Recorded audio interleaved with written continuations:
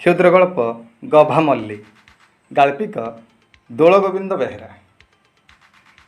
ବର୍ଷକୁ ଥରେ ଆମ ଚଉରା ମୂଳରେ ଥିବା ମଲ୍ଲୀ ଗଛ ଗୁଡ଼ିକ ପୁଷ୍ପିତ ହୁଅନ୍ତି। ମଲ୍ଲୀ ଫୁଲର ମହମହ ବାସ୍ନାରେ ଦାଣ୍ଡ ଦ୍ୱାର ମହକି ଉଠେ। ଫୁଟନ୍ତା ମଲ୍ଲୀ ଫୁଲ ଗୁଡ଼ିକ ମୋତେ ଆପଣାର ଲାଗନ୍ତି। ଗଛରୁ ମଲ୍ଲୀ ଫୁଲ ଗୁଡ଼ିକୁ ଛିଡ଼େଇ ନେବାକୁ ହାତ ଯାଏନି। ସେ ତ ଗଛରେ ଲାଗି ରହି ଚୌଦିଗକୁ ତା'ର ବାସ୍ନାରେ ମହକାଇ ଦେଉଛି। ବିଷାଦଗ୍ରସ୍ତ ମଣିଷର ମନ ଓ ହୃଦୟରେ ଏକ ନୂତନ ପୁଲକ ଆଣିଦେଉଛି। ଅତଏବ ଗଛରୁ ମଲ୍ଲୀକୁ ଅଲଗା କରିବାର କୌଣସି ଆବଶ୍ୟକତା ନାହିଁ। ବାସ୍ତବରେ ମଣିଷର କିଛି ଅଧିକାର ବି ନାହିଁ ବୃନ୍ତଚ୍ୟୁତ କରିବାକୁ ପ୍ରସ୍ଫୁଟିତ ମଲ୍ଲୀ ଗୁଡ଼ିକୁ। ସେହି ନ୍ୟାୟରେ ମୁଁ ଚଉରାମୂଳ ମଲ୍ଲୀ ଗଛ ପାଖରେ କିଛି କ୍ଷଣ ଛିଡ଼ା ହୋଇ ମଲ୍ଲୀ ଫୁଲର ମନମତାଣିଆ ସୁଗନ୍ଧକୁ ପ୍ରାଣଭରି ଉପଭୋଗ କରେ। ମନେ ମନେ ଧନ୍ୟବାଦ ଦିଏ ମଲ୍ଲୀ ଗଛକୁ ଏବଂ ତା'ର ସ୍ରଷ୍ଟା ପରମ ପିତା ଈଶ୍ୱରଙ୍କୁ। କିନ୍ତୁ ସେଦିନ ଯେତେବେଳେ ଜାଣିବାକୁ ପାଇଲି ମୋ ପ୍ରିୟତମା ମଲ୍ଲୀ ଫୁଲକୁ ଖୁବ୍ ଭଲ ପାଆନ୍ତି, କାହିଁକି କେଜାଣି କୋମଳାଙ୍ଗୀ ମଲ୍ଲୀ ଫୁଲ ପ୍ରତି ମନ ଭିତରେ ଟିକେ ନିଷ୍ଠୁରତା ଜନ୍ମ ନେଲା। ଦିନ ଯାଏ ସଞ୍ଜ ହେଲା। ସଞ୍ଜବେଳଠାରୁ ଘଣ୍ଟା ଆଗକୁ ଘୁରି ରାତି ଗଭୀର ହେଲା। ମୁଁ ଯେତେବେଳେ ଚଉରାମୂଳ ପାଖ ଦେଇ ବସା ଘରକୁ ଫେରିବାର ଉପକ୍ରମ କରୁଥିଲି, ସେତେବେଳେ ଝାପ୍ସା ଜହ୍ନ ଆଲୁଅରେ ଦେଖିବାକୁ ପାଇଲି ସୁନ୍ଦରୀ ମଲ୍ଲୀ ଫୁଲର ତୁଷାର ଧବଳ ଶୁଭାରାଜିକୁ। କାନ ପାଖରେ ଶୁଭିଗଲା ପ୍ରିୟତମାଙ୍କର ସେହି ମୃଦୁମନ୍ଦ ବାଣୀ, ହେଇ ଜାଣିଛ ନା, ମୁଁ ମଲ୍ଲୀ ଫୁଲକୁ ଖୁବ୍ ଭଲ ପାଏ। ତା'ର ମହକରେ ମୋର ପ୍ରାଣ ଭରିଯାଏ। ମଲ୍ଲୀ ଫୁଲକୁ ଗଭାରେ ଖୁସି ମୁଁ ନିଜକୁ ଯେତେବେଳେ ଆଇନାରେ ଦେଖେ, ସେତେବେଳେ ମୋ ନିଜ ସୁନ୍ଦରତାରେ ମୁଁ ନିଜେ ବି ଲାଜରେ ଝାଉଁଳି ଯାଏ। ତୁମେ ମୋତେ ମଲ୍ଲୀ ଫୁଲ ଆଣିଦେବ ନା? ମୁଁ ଅତି ସରାଗରେ ତା'ର ଗଭାକୁ ସାଉଁଳେଇ ଦେଇ କହିଥିଲି, ହଁ ପ୍ରିୟ, ତମେ ଇଚ୍ଛା କରିବ ଆଉ ମୁଁ ଆଣିବି ନାହିଁ, ସେପରି କେବେ ବି ହୋଇପାରିବନି। ତୁମେ କହୁଛ ମାନେ ମୁଁ ତୁମ ପାଇଁ ନିଶ୍ଚୟ ମଲ୍ଲୀ ଫୁଲ ତୋଳି ଆଣିଦେବି। ପୂର୍ବରୁ କେବେ ମଲ୍ଲୀ ଗଛକୁ କଷ୍ଟ ଦେଇନଥିବା ମୋର ହାତଟି ଆପେ ଆପେ ମଲ୍ଲୀ ଗଛ ଆଡ଼କୁ ପ୍ରସାରିତ ହେଉଥିଲା।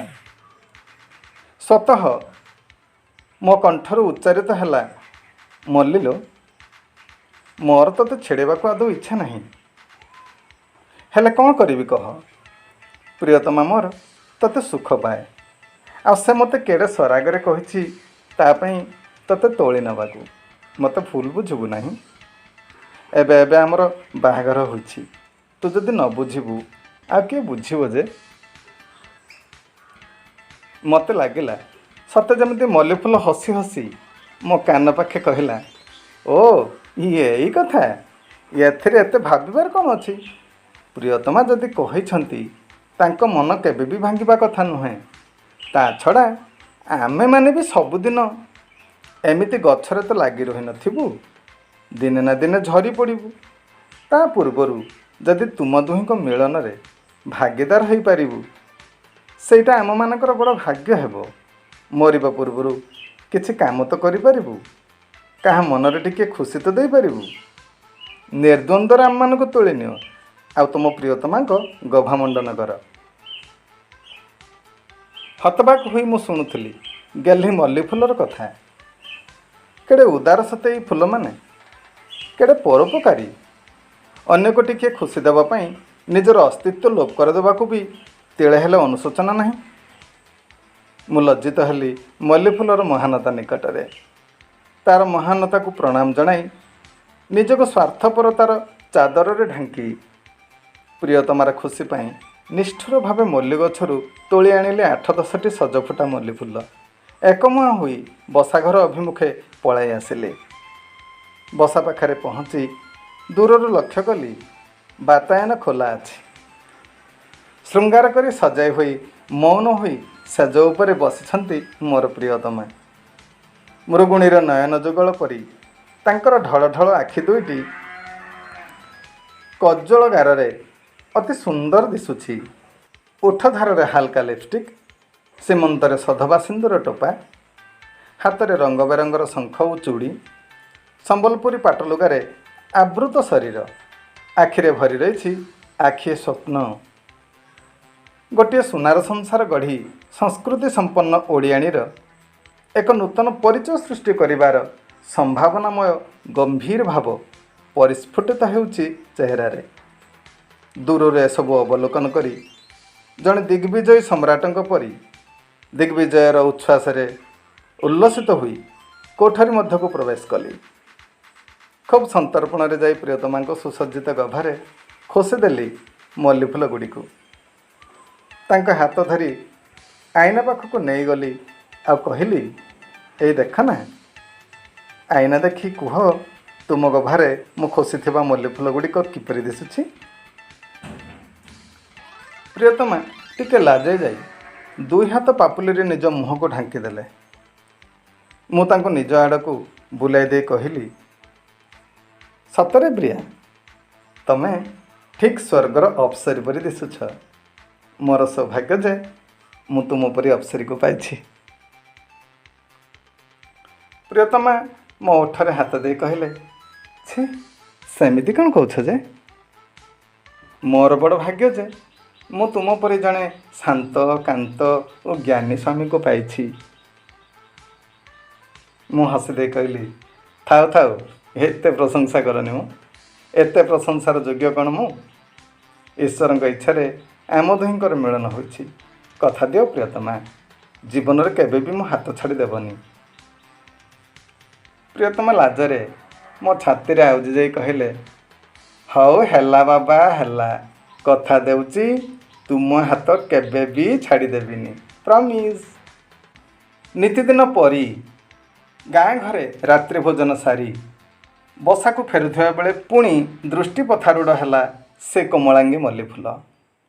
ପ୍ରତିବର୍ଷ ପରି ଏବର୍ଷ ବି ସେ ଫୁଟିଛି ଆମ ପ୍ରେମର ସନ୍ତକ ହୋଇ। ଝାପ୍ସା ଜହ୍ନ ଆଲୁଅରେ ସତେ ଯେମିତି ସେ ମୋତେ ଚିହ୍ନି ନେଲା। ଚଟାପଟ କହି ପକାଇଲା, ଦୀର୍ଘ 7 ବର୍ଷ ତଳେ ତମ ପ୍ରିୟତମାଙ୍କ ଗଭା ମଣ୍ଡନ କରି ମୁଁ ସାଜିଥିଲି ତୁମ ଦୁହିଁଙ୍କ ପ୍ରେମର ସନ୍ତକ। ଦୀର୍ଘ 7 ବର୍ଷ ହେଲା ମୁଁ ଫୁଟୁଛି ଋତୁରାଜ ବସନ୍ତର ଆଗମନରେ। କାହିଁ ତୁମେ ମୋତେ ତୁମ ପ୍ରିୟତମାଙ୍କ ଗଭାରେ ଖୋସିବାକୁ ତୁଳି ନେଉନାହ ତ? ସୁନ୍ଦରୀ ମଲ୍ଲିଫୁଲର ଇନ୍ଦ୍ରଜାଲରେ ମନ୍ତ୍ରମୁଗ୍ଧ ହେବା ପରି ମୁଁ ଯନ୍ତ୍ରବତ ତୁଳି ଆଣିଲି ମଲ୍ଲି ଗଛରୁ କେତୋଟି ମଲ୍ଲିଫୁଲ। ସେଗୁଡ଼ିକୁ ଆଣି ଇତସ୍ତତଃ ବିଛୁରିତ ହୋଇ ପଡ଼ିଥିବା ସେଜ ଉପରେ ତକିଆ ପାଖରେ ରଖିଦେଲି। ଗବାକ୍ଷ ଖୋଲା ରଖି ଦୂର ଦିଗ୍ବଳୟରେ ଆକାଶ କୋଳରେ ହସୁଥିବା ଜହ୍ନ ଆଡ଼େ ଏକଲୟରେ ଚାହିଁ ରହିଲି।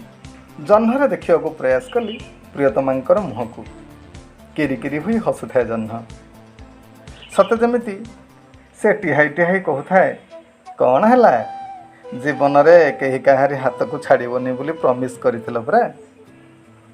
ମଲ୍ଲିଫୁଲ ତ ସଜରେ, ହେଲେ ପ୍ରିୟତମାର ଗଭା କାହିଁ? ମୁଁ ବିକଳ ହୋଇ ଚାହିଁ ରହିଲି ଜହ୍ନକୁ। ଜୀବନ ଯୁଦ୍ଧରେ ଜଣେ ପରାଜିତ ସମ୍ରାଟର ଗ୍ଲାନି ନେଇ ବାତାୟନ ପଥରେ ମୃଦୁମନ୍ଦ ସମୀରଣର ହିଲ୍ଲୋଳ ଖେଳି ଯାଉଥାଏ। ସାହସ କରି କହିଲି ସମୀରଣକୁ, ମୋ ପାଇଁ ଗୋଟିଏ କାମ କରିଦେବୁ ସମୀରଣ।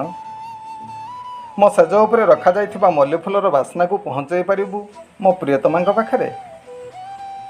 ଆଜି ବି ମୋ ହୃଦୟରେ ସଜଫୁଟା ମଲ୍ଲିଫୁଲ ପରି ତାଙ୍କ ପାଇଁ ଭରି ରହିଛି ନିଛକ ପ୍ରେମ, ଅନାବିଳ ଭଲ ପାଇବା। ଆଜି ବି ସେ ମୋ ହୃଦୟର ରାଣୀ। ମୋର ଏଇ ବାର୍ତ୍ତା ପହଞ୍ଚାଇ ପାରିବୁ ତାଙ୍କ ପାଖରେ? କହିପାରିବୁ ତାଙ୍କୁ ତାଙ୍କର ଏ ସ୍ୱାମୀ ଧନରେ ଗରିବ ହେଲେ ବି ପ୍ରେମରେ ଧନୀ ବୋଲି? ତାଙ୍କୁ ବୁଝାଇ ପାରିବୁ ଭାରତୀୟ ସଂସ୍କୃତିରେ ପତିପତ୍ନୀଙ୍କର ସମ୍ପର୍କ 7 ଜନ୍ମ ପାଇଁ ଯୋଡ଼ା ଯାଇଥାଏ ବୋଲି? ମୋର ଏ ଗୋଟିଏ ଅନୁରୋଧ ରଖିପାରିବୁ ସମୀରଣ? ହଠାତ୍ ମୋ ପ୍ରଶ୍ନର ଉତ୍ତର ସ୍ୱରୂପ ଦଲକାଏ ପବନ ପଶି ଆସିଲା ମୋର ନିସଙ୍ଗ କୋଠରୀ ମଧ୍ୟକୁ। ଦୂର ଦିଗ୍ବଳୟରେ ସେମିତି କିରିକିରି ହୋଇ ହସୁଥାଏ ଜହ୍ନ। ମୋର ଦୁଇ ଆଖକୁ ଘାରି ଆସୁଥାଏ ତନ୍ଦ୍ରା। କ୍ରମଶଃ କର୍ମକ୍ଳାନ୍ତ ଶରୀର ହୋଇ ଆସୁଥାଏ ଅବଶ। ସେଜ ଉପରେ ତକିଆ ପାଖରେ ପଡ଼ି ରହି ପ୍ରିୟତମାର ଗଭାକୁ ପୂର୍ବବତ ଅପେକ୍ଷା କରିଛି କୋମଳାଙ୍ଗୀ ଉଦାର ହୃଦୟ ତୁଷାର ଧବଳ ମଲ୍ଲି। ସେ ଯେ ମୋର ଅତି ପ୍ରିୟ ମୋ ପ୍ରିୟତମାର ଗଭା ମଲ୍ଲି।